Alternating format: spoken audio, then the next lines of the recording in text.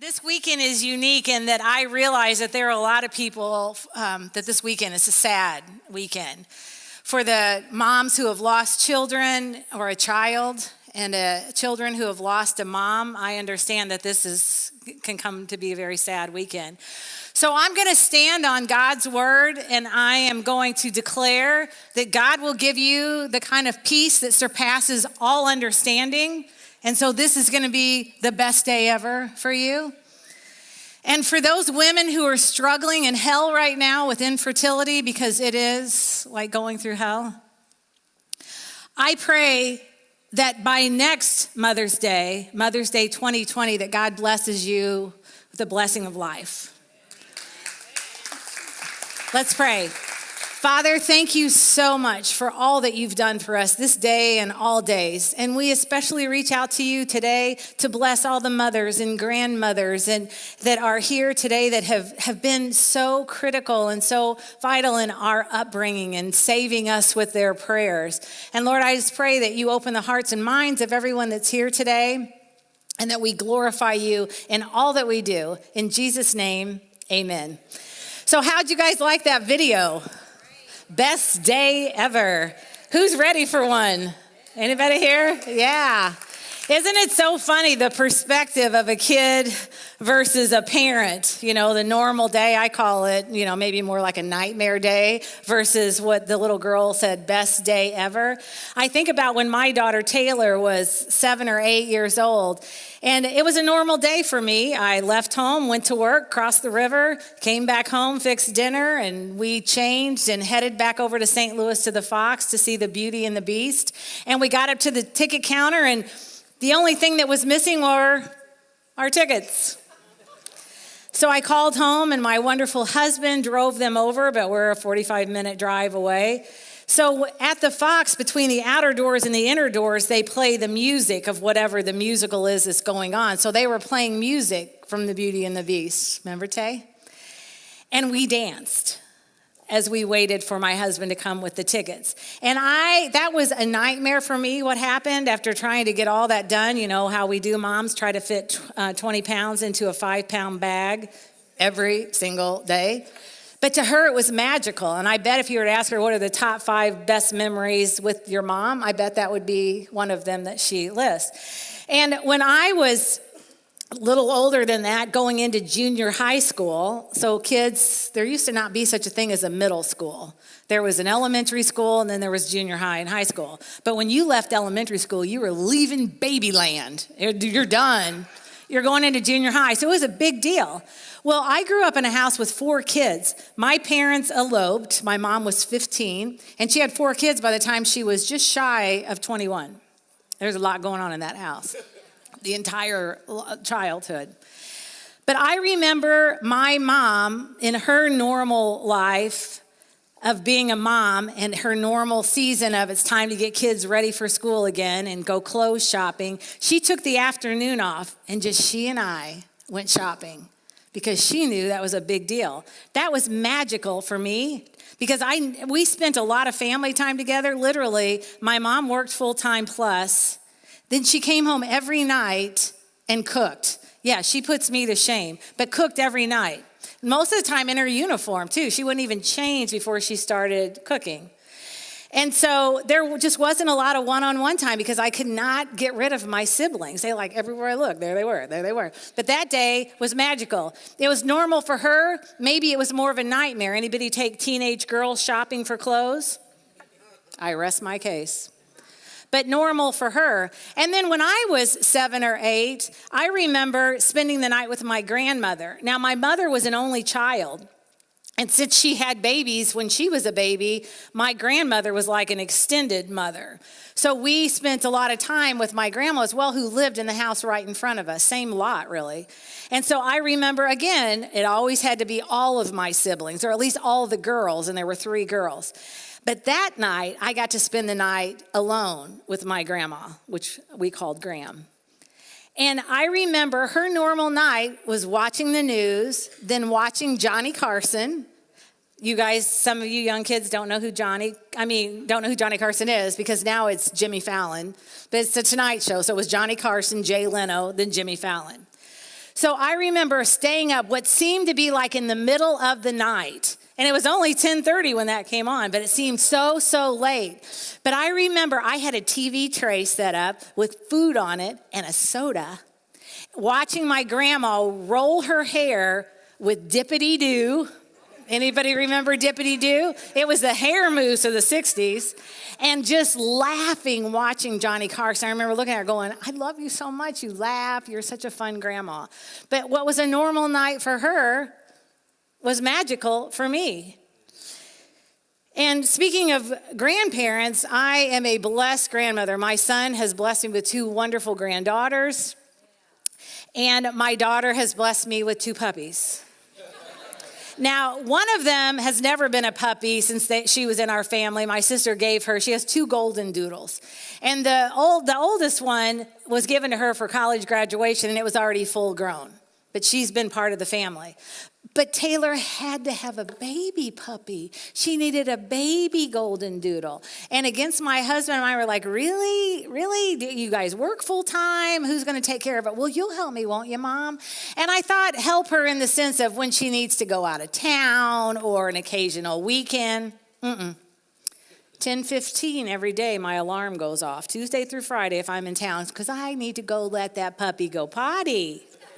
Yeah, so I'm raising that puppy too, which is awesome. So his name is Tux. He's a little black golden doodle. So last Sunday, I'm literally driving home from church, and I call her. I'm like, how's it going? Oh, I'm just tired. I'm like, really? So I'm like, how's Tux? Because, I take care of it now, so I think about it more often. And she said, it's exhausting. I'm like, oh, really? And she said, I just can't get into a routine. It's like one night he sleeps all night, and the next night he wants to get up and go out all this. I'm like, oh, really? Sounding familiar? And I'm like, well, just think about having a baby. It's going to be a lot harder then. She goes, no, it won't. I'm like, oh, honey, it's a good thing you're cute. That's all I can say. I said, Taylor, you can't kennel a puppy. I kennel a baby.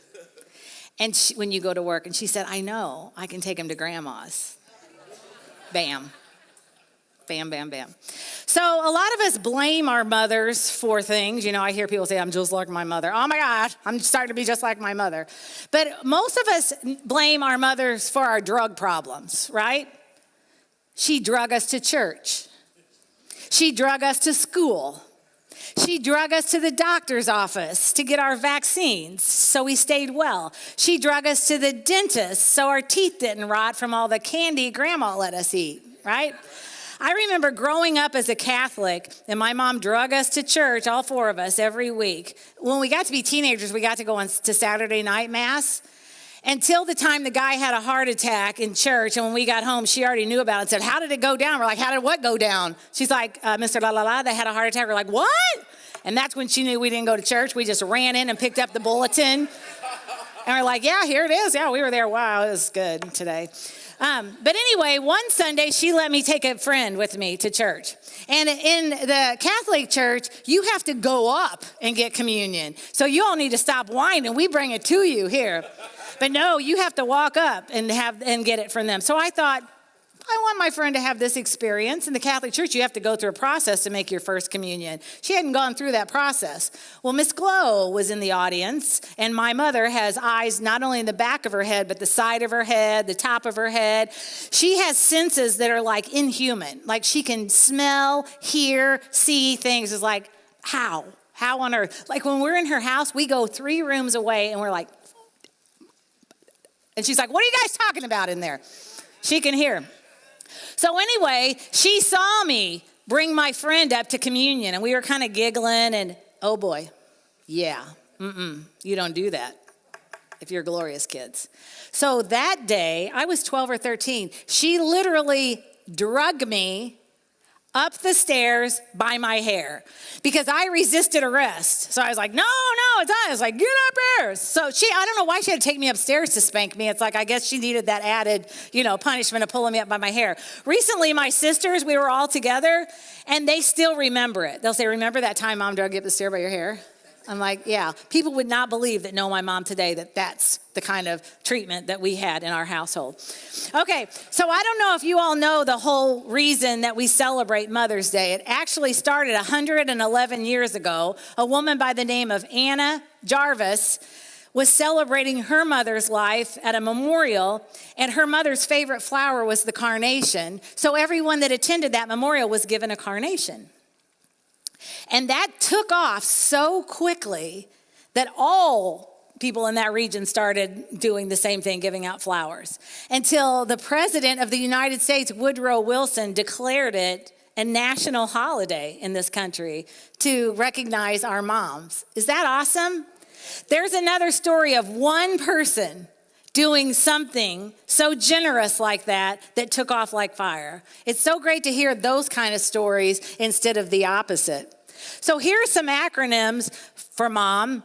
Mom, must obey me, maker of miracles, master of multitasking, multitasking, overworked magician, maid of money, mind reader of munchkins, and maid.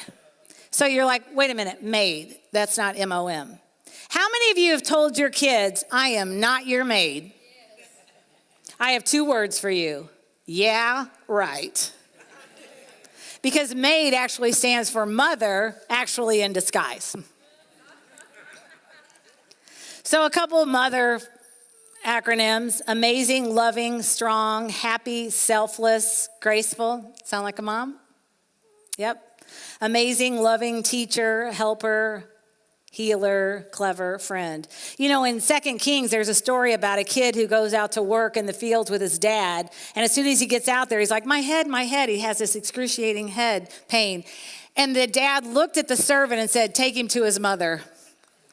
So it's happened, you know, for all time. We've been the one that takes care of things. And in the spirit of kings, how many of you love the Lion King?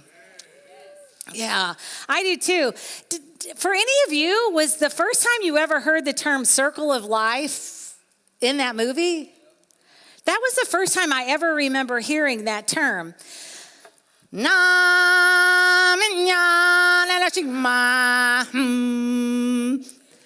I'm going to read you the lyrics to the song, and that's how the song starts, and I was completely on tune. Okay. From the day we arrive on the planet and blinking step into the sun, there's more to see than can ever be seen, more to do than can ever be done.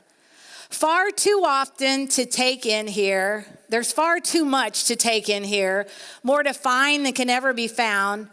But the sun rolling high through the sapphire sky keeps great and small on the endless round. It's the circle of life, and it moves us all through despair and hope, through faith and love, till we find our place, our path unwinding in the circle of life. Aren't those beautiful lyrics? I wish I could sing them. Toby, can you come up here and sing them? You got that cool accent too. I mean, it'd be like perfect. Perfect. But the thing is, only recently did the real concept of circle of life slap me right upside the head. This is really more like the circle of life, only missing the last stage. For some are the best days of their life because they're going to live in eternity with Jesus, but I left it off of there to not be a downer today. No pun intended. Okay, how many of you see a young woman in this picture? Can you see this picture? Yeah, some of you. How many see an old woman? Anyone see an old woman too? Well, this actually is called the young woman, old woman, also known as my wife and my mother-in-law. How rude. But it's from an anonymous, no one knows who initially drew it. But this cartoonist, several years later, did a reproduction, and this is what people often remember seeing. Now do you see the young woman with a feather coming out, her black hat and her hair going back, or maybe that's part of something. But do you see the old woman? It's the chin. The chin of the young woman is the nose of the old woman. The black necklace is the smile or the lips of the older woman. You see it now? Isn't that interesting how we can look at one thing and see a couple things? Now, that was intentional. A wise old man I once heard say, if you're beautiful at 16, it's luck. But if you're not beautiful at 60, you have no one to blame but yourself. So aging is very interesting, and the things that it does with your body are even more interesting, right? So I love this from Audrey Hepburn, and this is something that she wrote that was actually said at her funeral. I'm going to read it to you. For attractive lips speak words of kindness. For lovely eyes, seek out the good in people. For a slim figure, share your food with the hungry. For beautiful hair, let a child run their fingers through it once a day. For poise, walk with the knowledge that you never walk alone. People, even more than things, have to be restored, renewed, revived, reclaimed, and redeemed. Never throw out anyone. And as you grow older, you will discover that you have two hands, one for helping yourself and one for helping others. Isn't that beautiful? What is about God's perspective on mothers? You know, if you're an Old Testament, if you tend to lean towards the Old Testament, good to go. Because the 10 Commandments right there, number 5 says, honor your father and mother. And if you're a New Testament, you seem to navigate over there, know that in Ephesians, we're reminded that if you honor your father and mother, things will go well for you. I wish I would have learned that earlier in life. And you will live a long life on the earth. Pretty cool, huh? So I want to talk about 9 ways that we can honor our mothers and grandmothers and all the other mothers that we talked about today, especially today. Even more so. Let's just say today we're going to do 9 on steroids, and tomorrow you can just go back to the 9. How's that? But the interesting part that a lot of us say, I don't have the patience, I don't have the fill in the blank, I don't have the joy, I don't have to help and honor my mother like I should. I just have one thing to say to you. Yes, you do.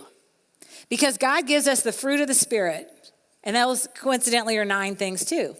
Love, joy, peace, patience, kindness, goodness, gentleness, faithfulness, and self-control. Through such thing, there is no law. He doesn't even end it there. There's no law. So you're not going to run out of patience. You're not going to run out of joy. You decide to do that if you feel that you've run out. And there's lots of scriptures about asking and you will receive. So when you feel like you've run empty in those areas, all you have to do is pause and say, God, I'm asking you to release that patience that I know are inside me. So the number 1 is to love her unconditionally. That's how we can honor our mothers.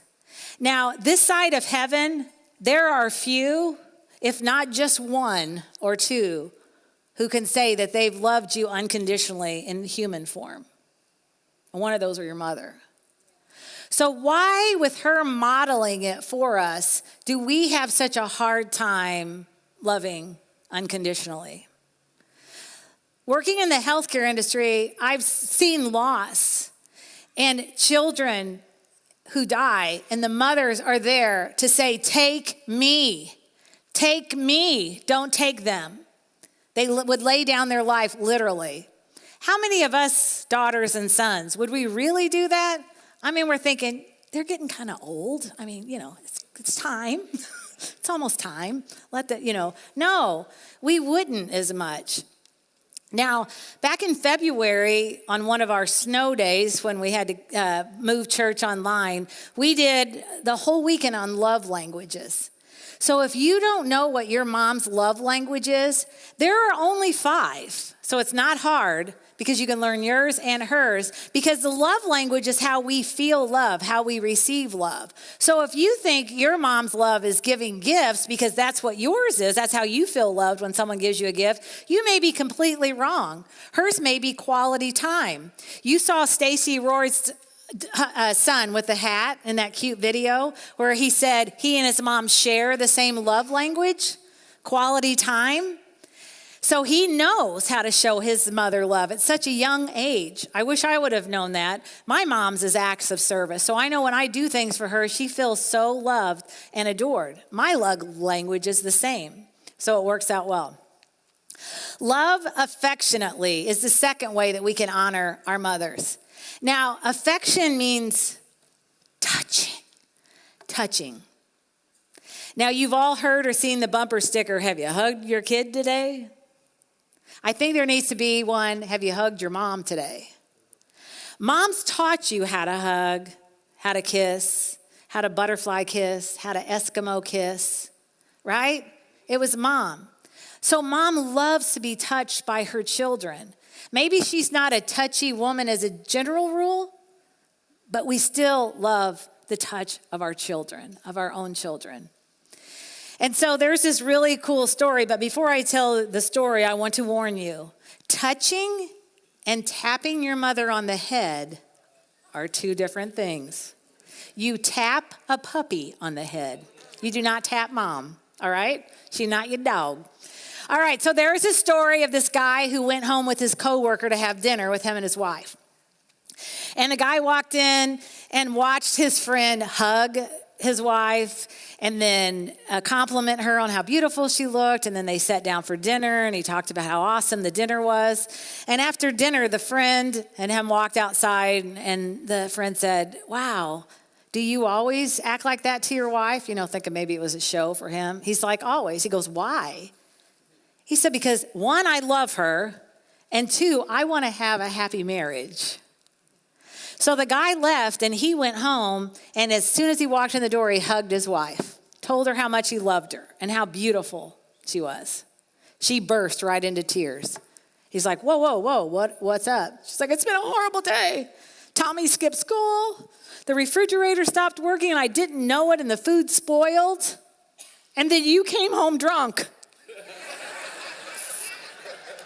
So just know that your mom will think you're drunk if you haven't been real touchy-feely before and you start touching her, because we all know, we've all been around somebody who's had too much to drink and they like pet you and it's like, get off of me. Please get off of me. So that is typically a sign that it doesn't have to be for you. All right, love respectfully. That's another way that we can honor our moms. And when I say respectfully, I mean with our words, with our tone, with our body language. Any eye rollers in the crowd when you're like, oh, yeah. Oh, right up front even. Please stand. Please stand and say hello to the crowd. Meet the eye roller. Okay. Or throwing up our hands, Ma, come on, what? If you're not Italian, that didn't go right, raising your hands up. I always know when my son calls me mother, that's not a term of endearment. He'll say mom or whatever. He'll even call me Tammy. But when it's mother, I know he's like up to here. Taylor, not so much. She calls me mommy, but she'll say mom when she's fed up, when she wants to tell me to dial it back. We had someone in our family that was going through a rough time a couple years ago, and I was pretty relentless. I'm like, put your big girl panties on. Let's go. You can do this. It's not that big of a deal. You got this. We're here with you. And I remember Taylor saying, Mom, dial it back. I was like, oh, yeah, I thought I was being a tough girl, but I guess not. So Proverbs says, 15 says, a gentle answer turns away wrath, but hard words stir up anger.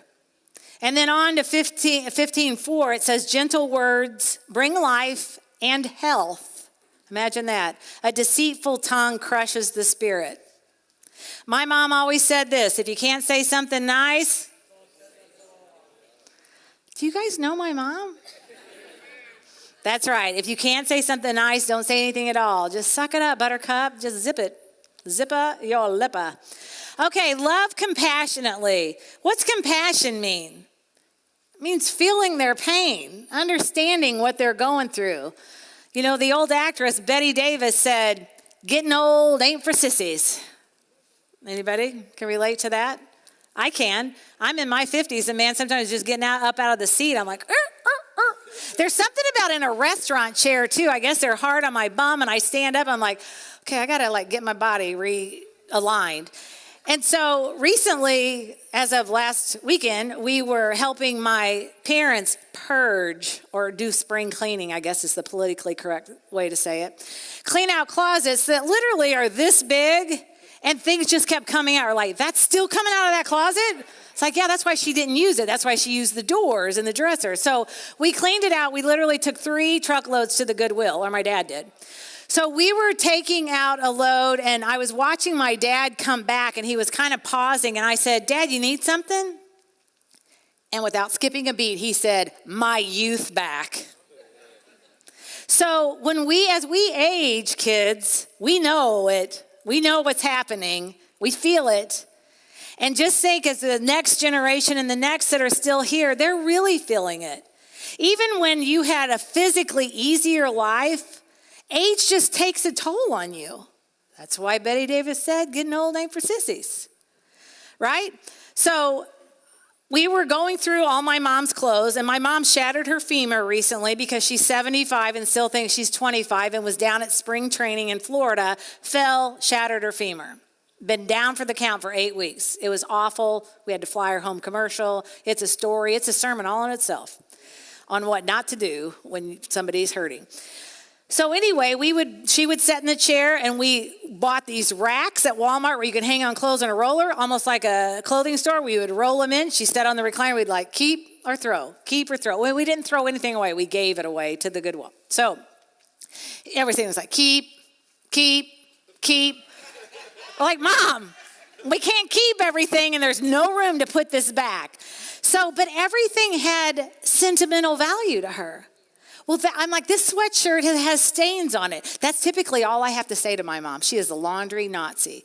If I'm like, it has a stain, like, get rid of it. Because she will have worked her butt off to try to get the stain out. You ever need a stain out? Give it to me. I'll give it to my mom. I bet you $20 she'll get it out. So anyway, finally, I'm like, "Mom, there I am. Mom, we've got to move some of this stuff." But everything had sentimental value, like something she wore to one of our graduations or one of our kids' birthday parties, or it was made by one of the grandkids. She doesn't want to get rid of it. I'm like, then we need to buy a bigger house, or we need a warehouse to put all the stuff. And so it got funny where it would say, "We'll pitch it when you die." Okay, she's keeping it. We'll pitch it when you die. So we kind of have a little stack of, here's when she gets called home. This stuff is just like going the next day, like on the way to the funeral home. Let's stop by Mom's, get rid of that stuff. I'm just teasing. But for some of you, compassion is you get the call to help your mom with her computer. Oh, those are some fun calls. Or her cell phone. Right? Here, let me just say news or a suggestion to kids. Don't buy your parents' electronics because you are the forever help desk. Forever and ever. It's like, "Mom, that needs to be thrown away." Like there are 16 other versions of Dell since that one. But what you can do if you want to buy something is buy them a gift card and let them go over to the Apple store. Then that cute little Apple guy can be her help desk, right? All right, so many of you know who Ben Carson is, right? Dr. Ben Carson. So great story about him. When he was growing up, his mother had he and his brother write book reports for her every couple weeks.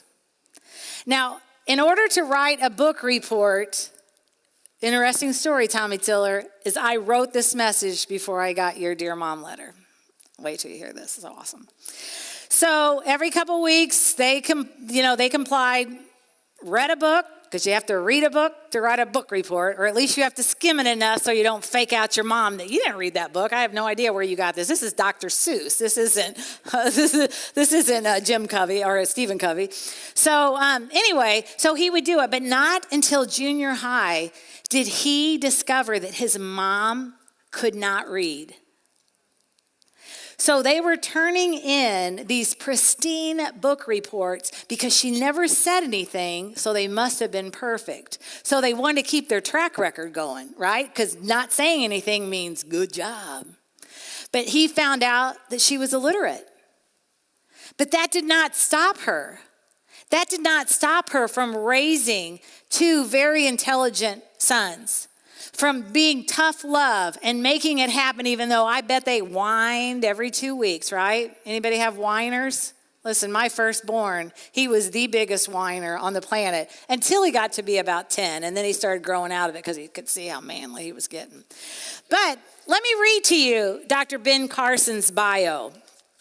Born in Detroit, Michigan, and a graduate of Yale University and the University of Michigan Medical School, Carsons has authored numerous books on his medical career and political stances.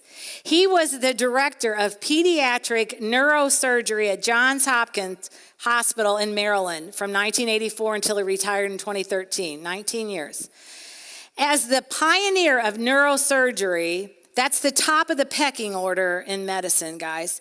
Carson's achievements include performing the only successful separation of conjoined twins joined at the back of the head, performing the first completely successful separation of type 2 vertical craniopagus, that's like top of the heads, developing new methods to treat brainstem tumors, and reviving techniques for controlling seizures. He became the youngest chief of pediatric neurosurgery in the country at age 33. He received more than 60 honorary doctorate degrees, dozens of national merit citations, and has written over 100 neurosurgical publications.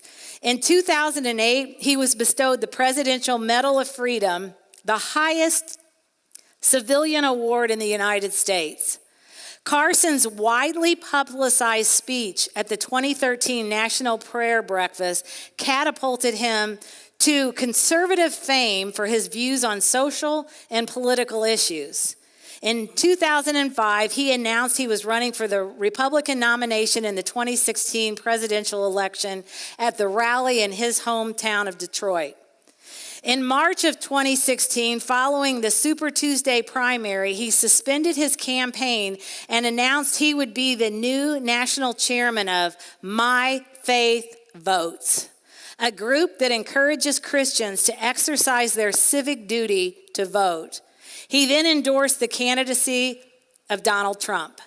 On May 2nd, 2017, Carson was confirmed by the United States Senate as the Secretary of Housing and Urban Development. An illiterate mother, she stepped up. She did not let any of her handicap in any way handicap her kids. That's what moms do. You know, the famous Napoleon, who was the leader of France, he said, "Let France have great mothers, and France will have great sons." It's a mom thing. It is a mom thing. Dads too, but you know, it's Mom's Day, okay? So we're going to give them all the credit today. Love to listen to your mother patiently. Do you know how many times she listened to the same story over and over and over that you told? And how she acted like it was the first time she had ever heard that story in her life. Tell me more. What else? What did she say? What did he say? But us, Mom starts telling a story, and if your mom's like mine, we have to go to the moon, to Mars, to the sun, go around the sun, come back down, and then we get back to the end of the story. When it could have taken like one sentence or one word, yes. So, but she listened to our stories to the moon and back. So why do we find that we're too good or too busy to honor her by listening to her patiently? You know, I have friends who have lost their moms, and they say, if I could just hear her voice. But yet we act like, you know, oh, we saw on caller ID, it's Mom. Should I? No, yeah. Oh, darn, it went to voicemail. Right? If your mom is driving you crazy with her stories, just mute it. Just let her talk. That's cool. I'll get on my mom sometimes like, you going to let me respond to any of that? Or am I, No, just listen to her. James says everyone should be quick to listen, slow to speak, and slow to be angry. That used to be my go-to passage, honestly, because I had thought I had no patience, but I have an abundance of it. And so instead, I just went right to getting mad or impatient. So by a show of hands, how many of you agree that when you love something, you do it good? You do it well, right? And when you love to do something, it's like time, and you can think of all kinds of reasons why you need to do that and not all the other things, right? You with me? Well, how can we show our moms that same kind of love? For one thing, to help her, to joyfully help her, and not act like we're too busy to help her. Like, give me a break. Listen to this, you guys this is a great story. Last night, I'm giving the same message about loving your mom, loving to help your mom joyfully. And a guy by the name of Ryan Harden comes out after. You guys know Ryan? Pastor Ryan? He's like, yeah, happy Mother's Day. My mom called Dan. I helped her move a couch, and I said, happy Mother's Day. This is your Mother's Day present. I'm like, Ryan, I just gave a message about joyfully helping your mother. You were happy? She was happy? I helped her. I helped my mother, and I said, this is your Mother's Day present. I'm just teasing you. So, moms, what's it worth? If you were paid a salary for the mom role that you play, it's so fascinating how rich you would be. Think of the purses and the shoes and all that other good stuff you could buy. So researchers at the University of Michigan determined that women with 3 kids do an average of 28 hours of household work a week. That's nearly a full-time job. And men with 3 kids do an average of 10 hours. Same house, 10, 20. Is there something off there? Okay. And so this year's salary.com, if you go to the mom salary wizard, it estimates an average at-home mom's average salary equates to $119,000 a year, up to, I think, almost $172,000. And a working mother, because she's not at home as much, she should make $70,000 for her mommy duties. So look at your kids and say, you owe me, baby. Okay, in all seriousness, we have the best model ever. On the cross, Jesus told John, take care of my mom. Woman, that's your son. On the cross, he's dying a criminal's death in agony and pain, but yet he remembers his mom. That's unconditional love. Love to include her. Oftentimes when we just call and invite mom, she won't even be able to go, but man, do you get credit for the invitation. And what grandchild doesn't love looking up from the soccer field, the volleyball, whatever sport or recital, and look to see grandma sitting there. Those will be memories that you will not be able to duplicate. Include your mother. They love to be included and invited to the party. Love to need your mother. We want to be needed. No matter how old or young we are, a mother wants to be needed. Call your mom for a recipe. Moms love that. Listen, she'll give you that recipe, but you will never make it as good as she makes it. Because she doesn't follow a recipe. It's written down, but she's like, yeah, that's some of that, and some of that. And oh, yeah, I forgot that's not written down. That's something else they throw in, right? I'm hearing the giggles. It's so true. Moms gave you the best years of their life. You needed her, and she was there for you every single grueling time, day, night, whatever it took. It's interesting, I heard him saying this week that says, when you're old enough to answer questions, no one asks. It's so sad in this country. In other countries, you're so revered as a senior because of your wisdom. It's like, why do we like put them out to pasture just like your time about to come, so I need to pay attention to what's going on in my family? No, we cannot do that. And I say that funny, but it's true. It's so true. Listen, growing up, my mom was large and in charge. I grew up in a family of 4. My parents eloped. My mom was 15. She had 4 kids by the time she was 21. It's crazy. It's crazy time in the house. And so she worked full time, and she didn't need much because, she was large and in charge of taking care of things. She epitomizes that commercial or song that she brings home the bacon and fries it up in a pan, even that gross stuff. And she never let my dad forget he was a man. That's Ryan's like, that's right, that's my kind of woman. I know that's gross. But things have changed. The circle of life has happened. And now my mother needs a little mothering of her own. And I need to do that with love, with kindness, and without judgment. Like, geez, you can't do this, Mom? You taught me how to do it. It's like, no, she can't anymore. That's true. And I want to tell you that the enemy loves to whisper in Mom's ears, you're irrelevant. You're too old for that. They don't want you involved. That's how he can get them down in a hurry. First of all, moms, don't listen to that crap. That is the enemy. That is lies from Satan. Your kids love you. They've just gotten busy in their life trying to be the parent that you raised them to be. They're not ignoring you. They don't want to. But sometimes we need a reminder to do better, be better for our moms.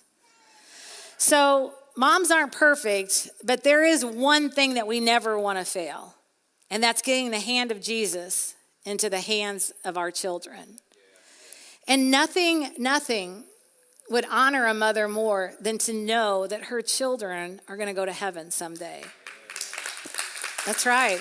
I speak the truth. I speak the truth. And moms, what you can always do and never stop doing is praying for your children. And a lot of people think that nothing's happening, so they stop. I guarantee you this, if you are praying, something is happening.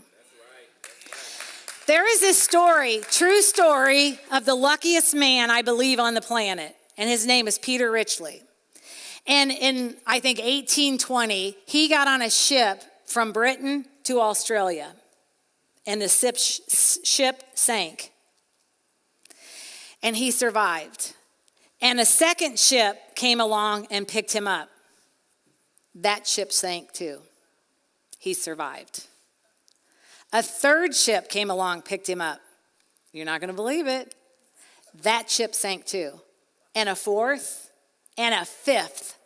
He went through 5 shipwrecks. He survived 5 shipwrecks.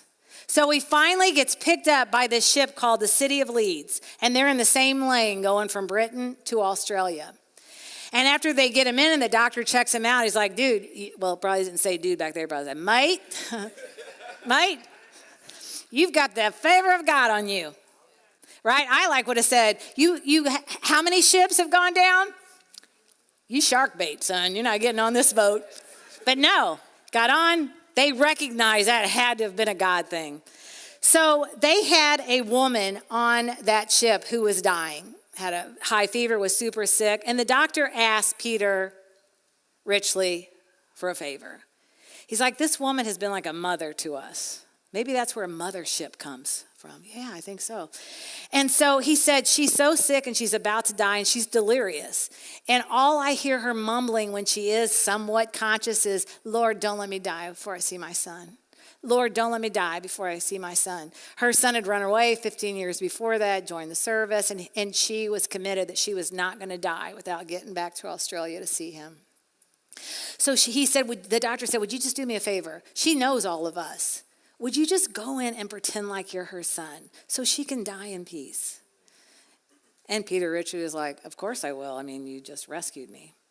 So he goes in and he's kind of pauses at the door and the doctor gives him a little nudge as he's looking at this little lady laying there with this long silver hair. And Peter Ridgely starts sobbing because when he looked down, he saw Sarah richly, his mother. You think her prayers weren't working? Now you know the secret to why he survived 5. It's documented true story. Now you know why he survived. So moms, prayers work. Never stop.